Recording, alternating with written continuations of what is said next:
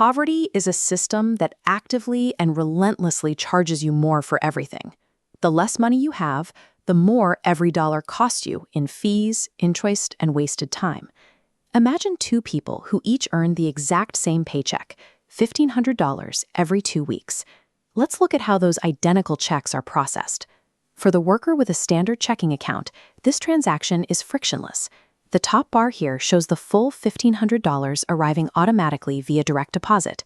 Every penny is available instantly. But for the estimated 1.4 billion adults globally who are unbanked, accessing their own wages carries an immediate penalty. Cashing that same check at a retail outlet instantly shaves off a processing fee of 1 to 3%. That is between $30 and $45 gone, right off the top. The subtractions continue immediately. Without a checking account, you can't pay rent or utility bills online for free.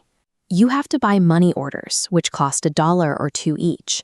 Watch how these small, daily fees stack up on our timeline, totaling a projected penalty of over $1,000 a year.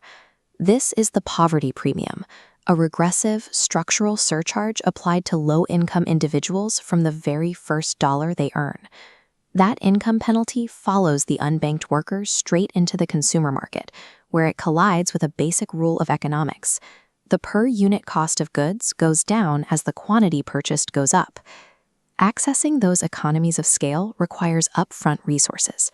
Buying a massive pack of paper towels at a warehouse club like Costco requires capital to buy in quantity, a car to transport the haul, and a home to store it.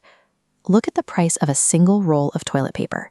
Inside a bulk package, it costs about 25 cents. But when a family living paycheck to paycheck buys a 4-pack at a local corner store, the exact same roll inflates to 80 cents. The exact same dynamic applies to nutrition. In low-income neighborhoods where full-service supermarkets are miles away, often called food deserts, residents rely on corner stores and dollar stores. They end up paying up to 40% more for lower-quality, heavily processed calories. Lacking a prime credit score cuts off normal financing entirely. A worker needing a washing machine might turn to a rent-to-own storefront. Because the transaction is structured as a rental, it bypasses standard interest rate caps. A $600 appliance ends up costing $1,800 over 2 years. Eventually, a predictable crisis hits. An older, heavily used car breaks down on the side of the road.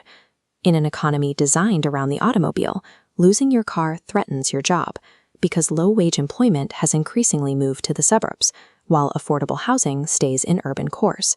Taking the bus can turn a 15-minute commute into a 90-minute ordeal. The car needs an unexpected $300 repair. With a prime credit score, you might put that on a credit card or get a personal loan at 5% interest. But without credit history or collateral, those options do not exist. Instead, you turn to the alternative financial system. Short-term payday lenders operate explicitly for consumers who have run out of options.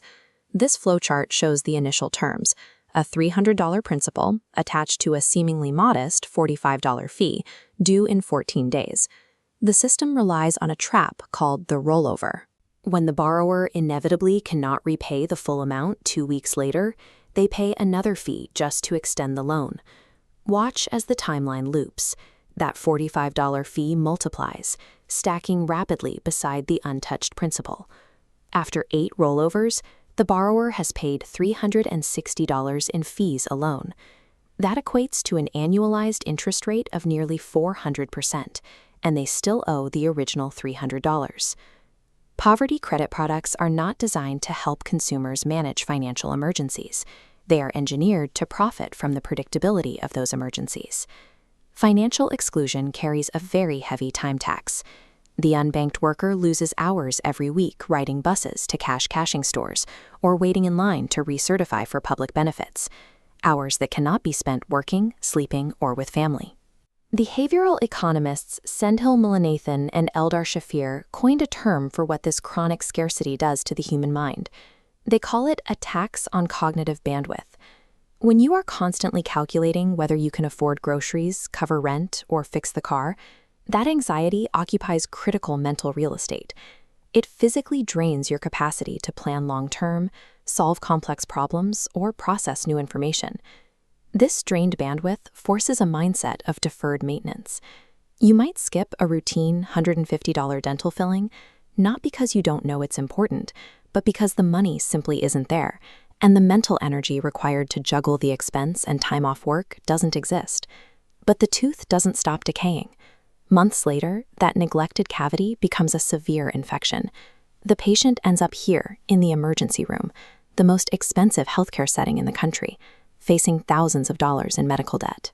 The cognitive tax of poverty ensures that cheap preventative interventions snowball into unavoidable catastrophic crises. When we tally the final receipt for our parallel audit, the numbers are staggering. This chart visualizes a typical low-income worker earning $25,000 a year. The red slice shows the poverty premium, extracting an estimated $2,000, 8% of their gross income, just in extra fees, elevated prices, and inflated interest. The people paying this surcharge are not doing so because they lack personal discipline. They are acting rationally within the options provided to them. The premium exists because market economies predictably extract maximum value from participants who lack capital, credit history, and alternatives. Federal oversight agencies already understand the mechanics of this extraction. Research by the Consumer Financial Protection Bureau explicitly documents how short-term lending industries depend on borrowers getting trapped in cycles of debt.